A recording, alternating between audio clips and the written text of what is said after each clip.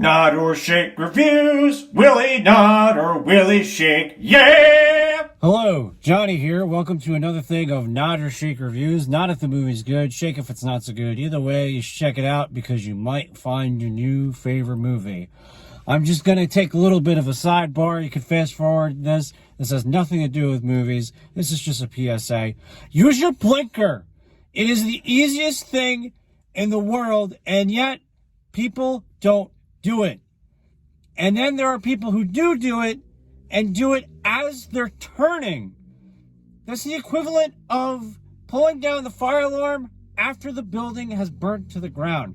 Please, for the love of God, if you're watching this, and if you're a younger person, or you don't have your driver's license, or for some reason you don't use your blinker, start now. Alrighty, on to the review. Snake Eyes. I'm going to give it a shake. It's not a terrible movie. I think it was odd to have a Snake Eyes origin story and then essentially just do nothing Snake Eyes. I'm not a G.I. Joe aficionado. I played with the toys yesterday. I watched the show when I was a kid, probably like 5 years old. Really, the most clear knowledge I have of G.I. Joe is the movie with Channing Tatum. But if my memory serves me correctly, Snake Eyes historically has been silent through most of cartoon, comic, whatever. He wasn't silent in this. He talked a lot. So it was kind of confusing. Just do another, just remake another G.I. Joe movie. Just do that. Which leads me to my next question. And I don't know who can answer this.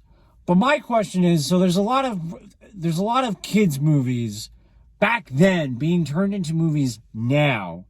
And I just kind of wonder to myself, and it's hard because these things were old even when these things were old and still being made into movies. So perfect example is Space Jam.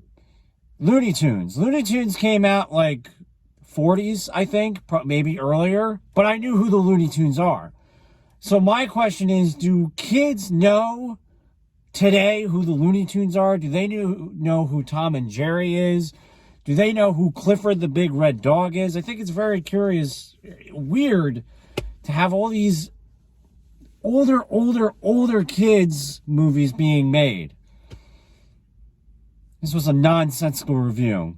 Overall, I give the movie a shake.